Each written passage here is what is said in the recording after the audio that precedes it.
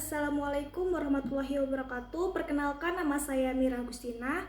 NIM saya 25101281200012. Saya dari Pendidikan IPS Universitas Labung Mangkurat. Di video kali ini saya akan menjelaskan mengenai timeline perjalanan pembangunan Indonesia dari masa Orde Lama, Orde Baru, dan juga era reformasi pada mata kuliah Sejarah Nasional. Berikut timeline perjalanan pembangunan Indonesia.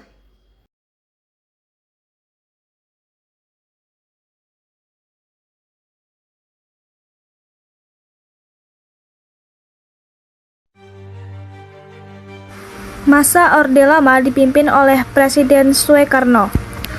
Pada periode ini, pemerintah berfokus pada pembentukan identitas bangsa dan memperkuat semangat nasional setelah Indonesia merdeka. Beberapa pembangunan penting yang dilakukan antara lain pembangunan Monumen Nasional atau Monas, Gelora Bung Karno atau GBK, serta penyelenggaraan Asian Games pada tahun 1962. Pembangunan tersebut bertujuan menunjukkan bahwa Indonesia adalah negara yang merdeka dan mampu berdiri sejajar dengan negara lain. Namun kondisi pada masa ini kurang stabil. Inflasi sangat tinggi hingga harga barang pokok terus meningkat. Akibatnya masyarakat mengalami kesulitan memenuhi kebutuhan sehari-hari. Dampak positif dari masa Orde Lama adalah meningkatnya rasa nasionalisme dan dikenalinya Indonesia di dunia internasional. Sedangkan dampak negatifnya adalah krisis ekonomi dan ketidakstabilan politik yang cukup besar. Contoh kehidupan sehari-hari pada masa ini adalah masyarakat sering mengalami kesulitan mendapatkan kebutuhan pokok karena kondisi ekonomi yang belum stabil. Setelah Orde Lama berakhir, Indonesia memasuki Orde Baru yang dipimpin oleh Presiden Soeharto. Pada masa ini, pembangunan lebih difokuskan pada pertumbuhan ekonomi dan pembangunan infrastruktur. Pemerintah menjalankan program pembangunan 5 tahun atau PELITA, revolusi hijau, pembangunan jalan, bendungan, serta berbagai kawasan industri. Hasilnya, produksi pertanian meningkat dan Indonesia pernah mencapai swasembada beras. Infrastruktur seperti jalan raya, sekolah, dan fasilitas umum juga berkembang pesat. Meskipun demikian, masa Orde Baru juga memiliki kelemahan. Kebebasan berpendapat masyarakat dibatasi dan praktik korupsi, kolusi, dan serta nepotisme atau KKN menjadi masalah yang cukup besar. Dampak positifnya adalah pertumbuhan ekonomi dan pembangunan infrastruktur yang pesat, sedangkan dampak negatifnya adalah terbatasnya kebebasan politik dan munculnya kesenjangan sosial. Contoh kehidupan sehari-hari adalah petani memperoleh bantuan bibit unggul dan irigasi yang membantu meningkatkan hasil panen. Era reformasi 1998 sampai sekarang. Pada tahun 1998, Indonesia memasuki era reformasi yang dimulai setelah berakhirnya pemerintahan Orde Baru. Era ini diawali oleh pemerintahan Presiden B.J. Habibie dan dilanjutkan oleh Presiden Abdurrahman Wahid atau Gus Dur, Megawati Soekarno Putri, Susilo Bambang Yudhoyono atau SBY, Joko Widodo atau Jokowi, hingga Presiden Prabowo Subianto saat ini. Masa reformasi ditandai dengan demokrasi yang lebih terbuka, kebebasan pers, dan pemilihan presiden secara langsung oleh rakyat.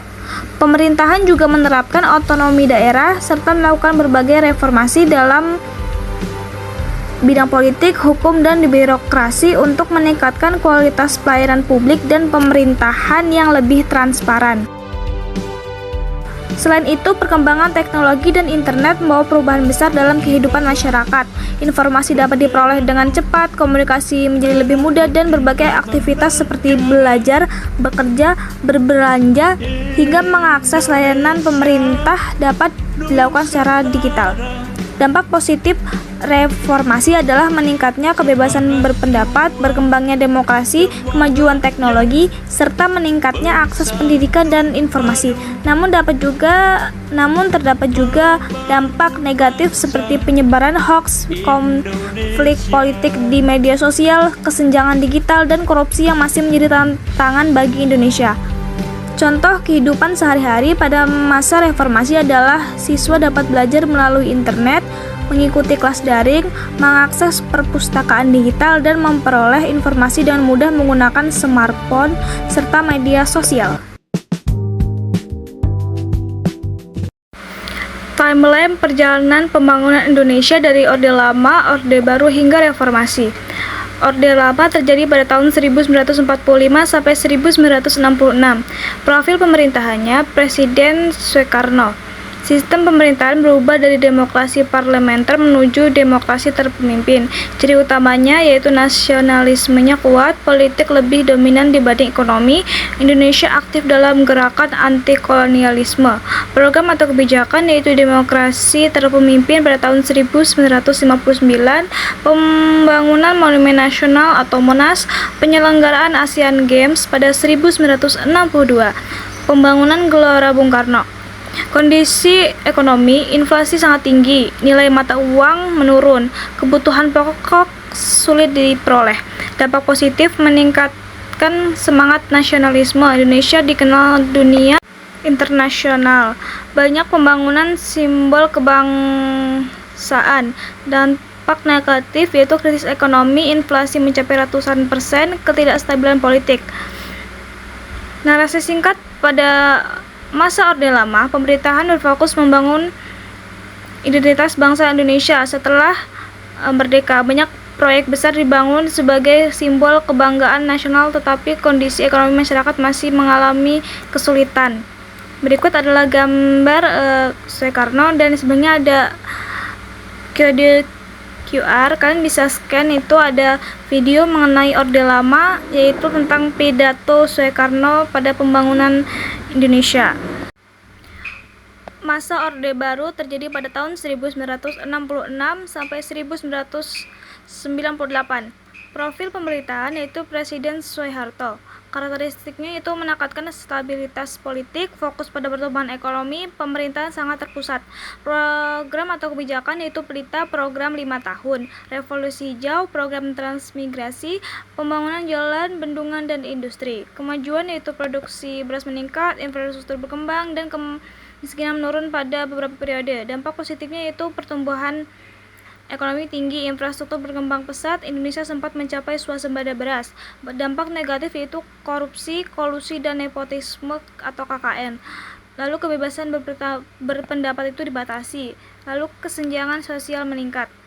Narasi singkat pada Orde Baru yaitu pembangunan ekonomi menjadi prioritas utama. Banyak jalan, sekolah, dan fasilitas umum dibangun, namun kebebasan politik masyarakat masih cukup terbatas. Dan di situ ada gambar Soeharto, Presiden Soeharto. Habis itu juga sebenarnya ada kode QR yang bisa kalian scan. Di situ ada video mengenai Orde Baru, bagaimana terjadinya Orde Baru. Era reformasi terjadi pada tahun 1998 sampai sekarang. Profil pemerintahannya itu dimulai sejak pengunduran diri Presiden Soeharto pada tahun 1998. Presiden yang pernah memimpin yaitu B.J. Habibie, Abdurrahman Wahid atau Gus Dur, Megawati Soekarno Putri, Susilo Bambang Yudhoyono atau SBY, Joko Widodo atau Jokowi, dan Presiden Prabowo Subianto saat ini. Ciri utamanya itu demokrasi lebih terbuka, kebebasan pers meningkat, pemilihan presiden secara langsung. Perubahan penting yaitu otonomi daerah, reformasi birokrasi, penguatan lembaga demokrasi, perkembangan teknologi, dan digitalisasi. Kondisi sosial yaitu masyarakat lebih bebas menyampaikan pendapat, penggunaan internet semakin luas, partisipasi masyarakat dalam politik itu meningkat.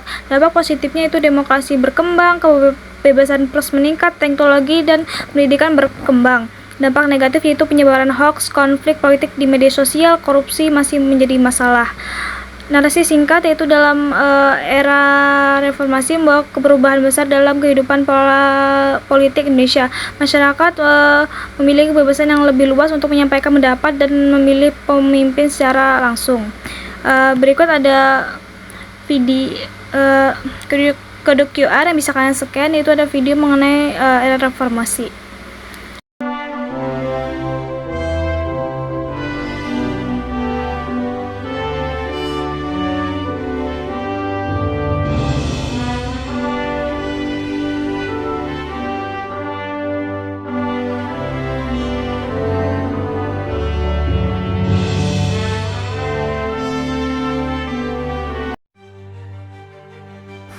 Masa Orde Lama dipimpin oleh Presiden Soekarno.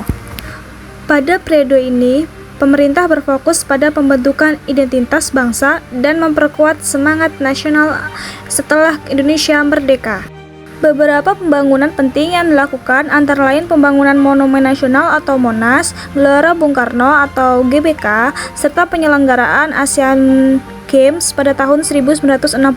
Pembangunan tersebut bertujuan menunjukkan bahwa Indonesia adalah negara yang merdeka dan mampu berdiri sejajar dengan negara lain. Namun kondisi pada masa ini kurang stabil, inflasi sangat tinggi, hingga harga barang pokok terus meningkat. Akibatnya masyarakat mengalami kesulitan memenuhi kebutuhan sehari-hari. Dampak positif dari masa Orde Lama adalah meningkatnya rasa nasionalisme dan dikenalinya Indonesia di dunia internasional. Sedangkan dampak negatifnya adalah krisis ekonomi dan ketidakstabilan politik yang cukup besar. Contoh kehidupan sehari-hari pada masa ini adalah masyarakat sering mengalami kesulitan mendapatkan kebutuhan pokok karena kondisi ekonomi yang belum stabil. Setelah Orde Lama berakhir, Indonesia memasuki Orde Baru yang dipimpin oleh Presiden Soeharto. Pada masa ini, pembangunan lebih difokuskan pada pertumbuhan ekonomi dan pembangunan infrastruktur.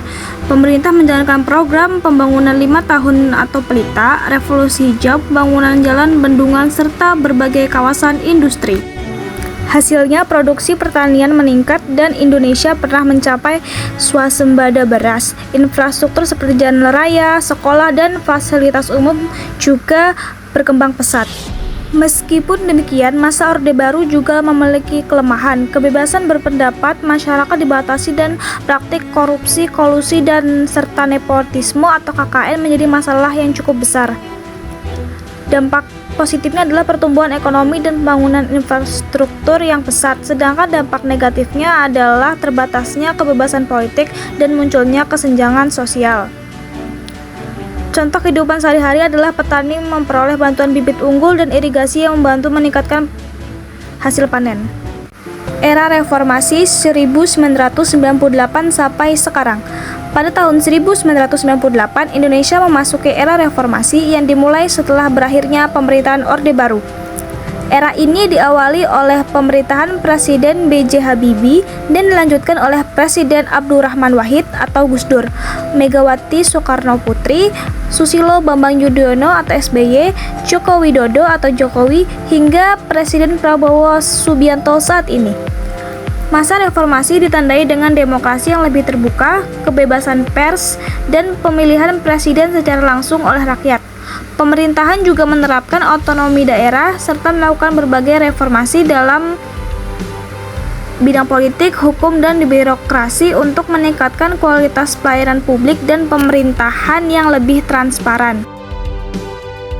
Selain itu, perkembangan teknologi dan internet membawa perubahan besar dalam kehidupan masyarakat.